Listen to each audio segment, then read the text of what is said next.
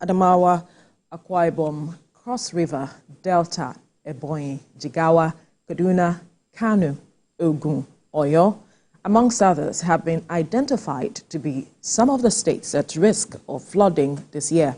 Minister of Water Resources and Sanitation, Professor Joseph Utsev, issued this warning during the official unveiling of the 2024 Annual Flood Outlook in Abuja. He also cautioned that 148 local government areas across 31 states are among the highly probable flood risk areas for 2024. He further emphasized the importance of proactive measures to mitigate potential flood impacts in these areas, noting there was need for preparedness, early warning systems, and community engagement to minimize damage to lives and property. Joining us from Bayelsa is the head Niger Delta Resource Center of Environmental Rights Action, Alagua Morris. Good morning. Thank you for joining us. Yeah, a very good morning to you. It's a pleasure being here on air. Thank you so much. Thank you very much. Now, this matter of flooding is not new to Nigeria. Recall in 2012 what happened with regards to flooding in some of the states that we have even mentioned, how it is that lands were submerged in this flood, and we knew the attendant challenge that we faced in trying to recover. In fact, some persons haven't recovered from what happened, and years afterwards we have been seeing this. At this point, should we be talking about precautionary measures, or we should have taken proactive measures to addressing this matter? The question actually is our intentionality at addressing flooding. Yeah, thank you very much. Flooding, like you did mention, happened in Dubai. Very unfortunate, the loss of lives and the damage to property. And that was how Nigeria suffered in 2012 up to 2022. Yes. But I, as a child, I first experienced this monster flood in 1969 in the creeks of southern Niger. And that was why in 2012, most people who experienced that one referred back to the 1969 flood. Now, in this part of the country, I don't know about others, but in this part of the country, the Niger Delta and Bayelsa to be precise, I always say flood can never be done away with. It is part of us. All what we have to do is to take measures to ensure that our buildings are safe, our business environment is protected, and then people will be going about their means of livelihood without any problem during the floods.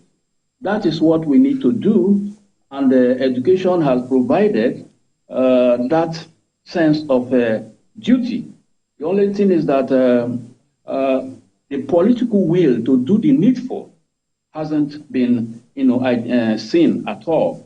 For example, since 2012 that we experienced that monster flood, a lot of people died, road infrastructure damaged, people lost property, up to 2022, which was the worst, the climax of all. We've not experienced that type of flood before.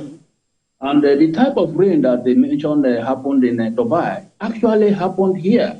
The day that Bayelsa State was actually flooded in 2022.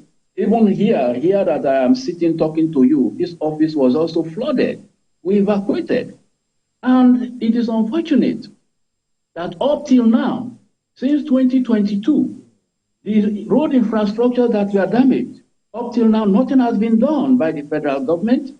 You go along the east-west road, only last week or so, I was returning from Warri and I saw one of the damaged spots where they are trying to construct the culvert. You are going to River State. It is still left the way things are up till now, since 2022. But I have to appreciate the Bayelsa State government because road infrastructure that were damaged in the 3 senatorial districts in the state have all been repaired.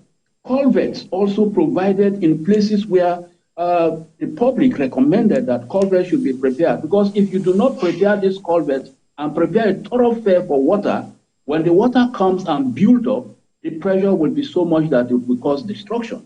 So you deliberately provide culverts and bridges to allow water to find its level. Water doesn't climb up. Water comes down from up and finds its level.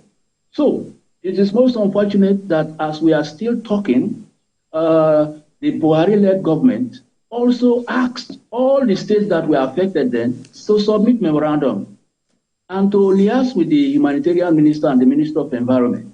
Up till today, we've not had anything. My state, Bayelsa State, also submitted the memorandum. Till today, nothing. What about the Hausa Dashi Dam that was supposed to be constructed, which we had over 80% of that project had been done before it was abandoned? What about that one? Why can't we go back to that dam so that by the time the Cameroonians release their water from the Lagdo Dam, we will not be so worried because we'll have a shock absorber to contain the volume of water and controlled release so that we won't suffer the type of thing we are suffering in this part of the country. It's most unfortunate. Like you said, a lot of people have not recovered since 2012.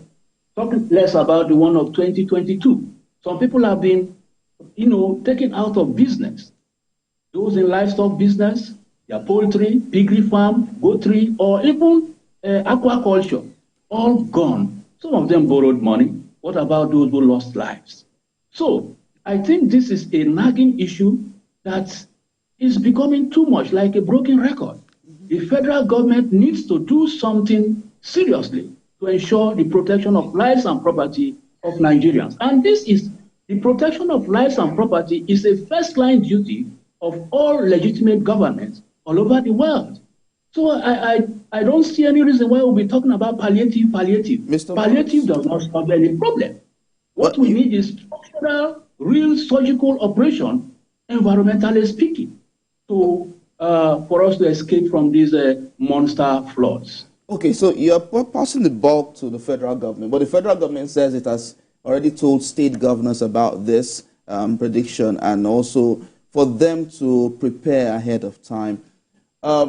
Is it something the state governors are supposed to do, or the federal government? And if it's not the federal government, so what can the state governors do? Because some states are said to be not viable and so cannot handle such kinds of catastrophe. Of course, when it happened in Bayelsa State, we could see the Bayelsa State governor go cap in hand to the federal government for help at the time. So what can both agencies of government do to ensure that measures are put in place so we do not have this constant flooding every time?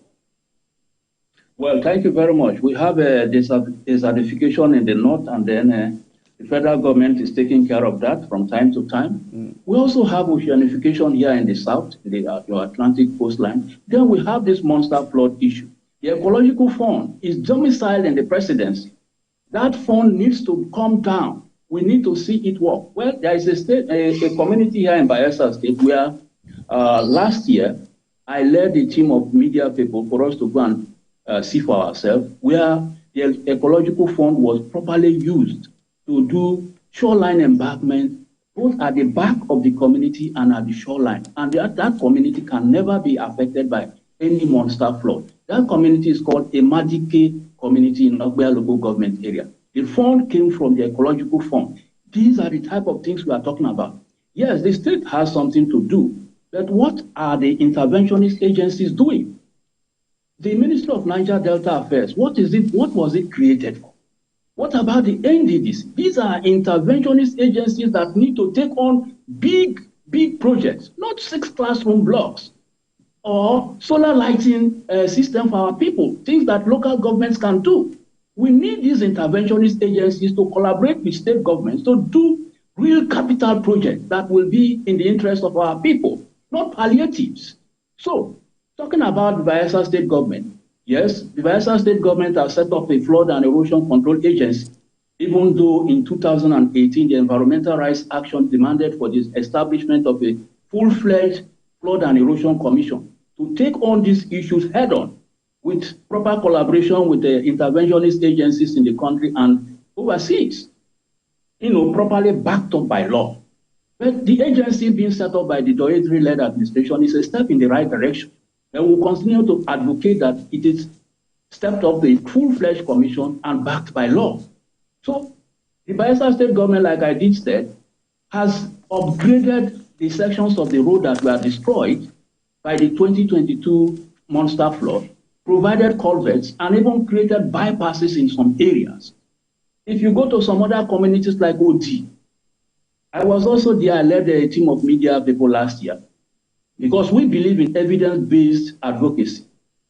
The OD community is one of the largest communities in Bayelsa State. Right from the beginning to the end, on the waterfront, they have provided a 1.5 meter or so structure to protect the community from any flood that will come into the community. This is not really shoreline protection, but to prevent flood from entering the community from the non-river. Unfortunately, in 2022, a section of that embankment failed. And within 30 minutes or about an hour, the whole community was flooded. And when I visited last year, around August or thereabout, the government was working on that place again. You see, so the government is trying to do, even though there is room for improvement, to do quite a lot in our communities. But the state government alone cannot do it alone. If the ecological fund is being provided, is released. I also know a community in Bayelsa State where in Tombia, about 2 years ago, I learned ecological fund is sponsoring a project there on shoreline protection. That job has not been completed, and so when the 2022 flood came, the whole of Tombia was also affected. So we need a coordinated, a well-coordinated approach to this issue, whereby the federal government agencies and the state government will collectively deal with these monster floods that we're experiencing. We are not saying flood is entirely bad. If flood doesn't come in places like Bayelsa State, some of our locals won't be happy, because we also have some benefits in terms of the means of livelihood of our people. There is flood time fishing. If you go to our farms, our swamps, those swamps are dry during the dry season. During the rainy season, they become flooded. People can paddle their canoes anyhow. And that is why our natural ponds prepared in the swamps get fish for people to go and harvest during the dry season. Without the flooding those places, you won't get those ponds with fish. So there are benefits too for flooding. Right. So, yeah. But the monster flood is our problem, and we need a concerted effort, a collaboration. So that's where my next question is actually headed.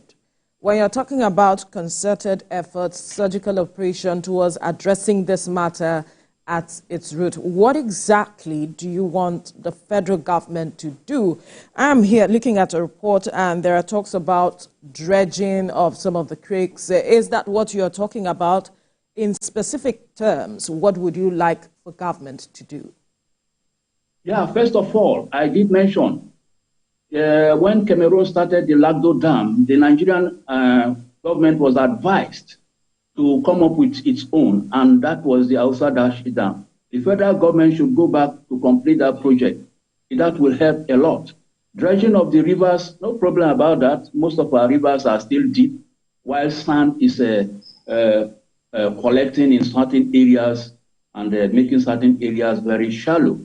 We can also do canals, artificial rivers, to redirect some of this water. When the pressure of the water is coming, this water can find different routes to enter to lessen the pressure. Because this monster flood, when they are coming, they come with pressure, quite unnatural. It's not like the natural flood. And before it gets to this area, if we already have our natural flood here, and it is coming down here because it is going into the Atlantic Ocean. And Bayelsa State occupies the largest stretch of the Atlantic coastline from Brass local government, Southern Niger local government, and the Kirimon local government. And we have the largest number of rivers in the Niger Delta, all sending water towards the Atlantic Ocean. And that is why the pressure is coming all the way from the north. By the time it gets to Lokoja, and the Lokoja people are overwhelmed, we know that it must get here. And within the next 1.5 months or thereabout, it will hit us here. But before it gets here, already we have our natural flood here. That is the problem. If they are releasing that dam water in the dry season, we will not have any problem. It will just come and then go normally and flush into the Atlantic Ocean. But before it comes here during the rainy season, We already are in the rainy season and in the flood season. So government should first of all deal with the Hausa Dashi Dam, see if we can get artificial rivers or canals constructed after proper environmental impact assessment, so that you do not take one problem, trying to solve one problem and it cause problem for another people. The land belongs to the country, and we should study where should we direct this water, and where the water will also be useful to people in that area if we direct the water to that area during the flood season. So all these are measures. Then experts will give more advice from their stock of knowledge. But I am speaking as an environmentalist who have been in the field for some years, and I know what I'm talking about. You see, so the government should sit down. We've not heard since 2012 that the federal government and the states have sat down because of flood. I've not heard that they have sat down to discuss the issue of flood. Rather, they are talking about palliative. Incidentally, President Bola Tinubu, during his campaign, he came to Bayelsa State and also promised that this flood will be a thing of the past. And so we want to appeal to him to match his words with action. It is becoming too much like a broken record. The people of Nigeria needs relief from monster flood. We know it is happening in advanced countries too, but we want to see action.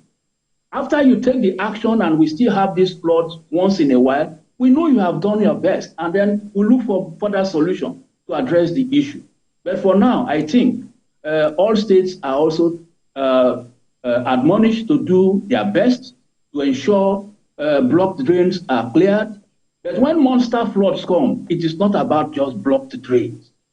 It is not about blocked drains. But they need to be open so that as the water reaches here, gets to that point, it will be moving. It won't stop. It is when the water stops and gets piled up that it causes much damage. So states in the Niger Delta, in other parts of the in the other parts of the country where the predictions have been made, they should also take some other measures to ensure that they mitigate the impact when it occurs. But NIMET should not only be predicting too. They've been predicting since 2012. They are predicting what are the solutions. How far have you met with other people, the state? What about, have we trained volunteers like the Red Cross in times of need? Who are those people that are going to be in the relief camps to take care of the IDPs? We do not have. We need to train people that will professionally handle people who are who are displaced and are taking refuge in IDP camps. This is very essential because we do not want to hear people going to slap people, to beat other people's wives and children in IDP camps. We need professionals, and that this flood has given us an opportunity to look towards that. But I'm surprised if we even have anything like that. We need to be proactive. All right. Okay, so in all the years that you have been talking about environmental issues and all of that, I'm concerned, and I want to ask if you've had interactions with government and the government agencies, and if you've had any with that and giving them this discussion and giving them these your ideas, what were their disposition towards it? Well, I have been featuring on TV and radio since about 2010 or thereabout, talking about the flood, annual flood, especially affecting the Bayelsa State Capital, Yenekwa, and all of that. But like I said, our own natural flood here, if not for the one coming from the north, is something that we would have said, yes, NDDC, state government, let's try and be doing this, doing that. In 2018, after a comprehensive environmental field monitoring about the flood, we sent a letter to the Bayelsa state government in 2018, August, advising government on what to do. So we have done a lot in terms of advice. Like Chief Olusegun Obasanjo would say, you're an advisor, your job is an advisor. If you advise, it is left for me to take or not to take. So we have been trying our best in this regard since we have been monitoring the environment. So we'll continue to talk, we'll continue to push, we'll continue to say, do this, do that, and do that. But again, like I said, the interventionist agency should leave 6 classroom blocks and deal with these type of issues. These are the type of things that cause the establishment of the Niger Delta Development Commission, because they say the Niger Delta is a special terrain. And what have they been doing in terms of this terrain? We want to see action in that area. And I think the presidency should encourage them to walk that talk.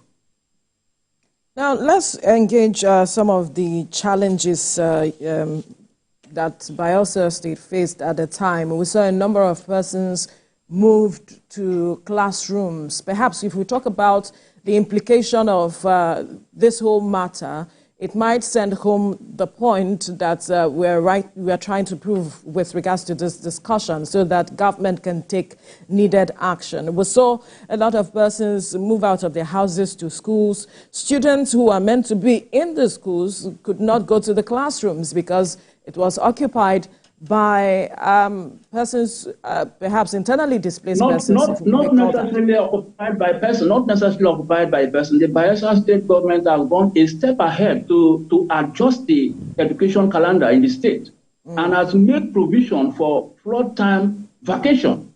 Right. They make sure the learners, the students, they prepare, do their exams, and then go off for the flood break. So during the flood, the school premises are free.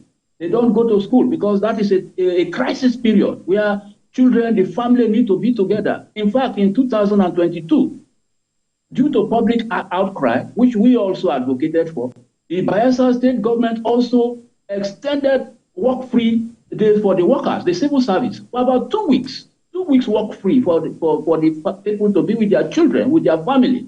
Because you cannot be at the place of work and then be thinking of how. But it was at the detriment of their businesses. Yeah, that is talking about the government sector, but private sector people also suffered a lot because some people closed their shop and for about over a month they won't return until the flood recedes. Even banks have to start maybe around 10 o'clock or 11 o'clock to enable workers take care of certain issues before they come to work. How about the health sector? How about the health sector? Hospitals, how were they able to manage people at the time? Well, as of that time, apart from emergencies and those who have health issues, every person is talking about flood. It is when you have a health issue, you want to go to the hospital, okay, but I think the government also ensure that health workers are there to take care of emergencies. They set up 1 or 2 relief camps that were functioning very well, even though there were several other places where people find themselves. I want to commend NGOs, civil societies, both home and abroad, who have, within such period, tried to reach out to the suffering masses by trying to provide mosquito nets, foams, noodles. In fact, those basic things that they need at such camps. Yes, they try to bridge the gap. But then, were there disease outbreaks peculiar to the flooding that happened in Bayelsa State? That's another aspect we need to talk about. Definitely, but it was not that pronounced. But what I know is that the 2022 flood was very, very dangerous because all livestock farmers lost all their birds. Even my wife, who was having about over 100 birds, all of them that were healthy, they begin to die one after the other. Within 2 weeks, all of them died, none remained, including turkey. Even my cat died because of the type of water, very deadly water that came ashore into our homes and the environment. So that's, and maybe because of the poverty situation that we find ourselves, people were not able to even fumigate premises or even the school premises that we are supposed to be fumigated before maybe learners get back to school. Those things are not done. But I think as we go on, things will improve. We are not praying for more monster flood. And we are happy that last year, the flood didn't come, even though Bayelsa State government had provided culverts in some other places that we were thinking we will experiment. Right. We are happy that the flood didn't come, but maybe it was due to the arrangement between the Nigerian government and Cameroonian counterparts. Since 2012, they agreed that if water is to be released from the Lagdo Dam, they should inform their Nigerian counterpart so that they will know how to control the release of the water. So last year, we are happy. Maybe they controlled the release of water, and we want this to continue so as Just not like to endanger the lives of people. All right. If there should be controlled release of water from the Lagdo Dam, the federal government should please do that, because in 2022, I had already informed the public that flood wasn't coming. Flood wasn't coming. I look at all the indices. Flood wasn't coming. All of a sudden, we saw a video. Right. We saw a video clip where water was released. Our time is up. Yes. Unfortunately, this is where we have to end the conversation. Now, we believe that the message has been passed and that necessary government authorities have picked up what you're trying to pass across with regards to the impact of flooding in Bayelsa State, and not just Bayelsa State, but across the country, as we saw happened 2022 and even in 2012. So we must thank you, Head Niger Delta Resource Center of Environmental Rights Action, Alagoa Morris, for your time on the program. Thank you. Thank you very much. Thank you. Now, in our next conversation,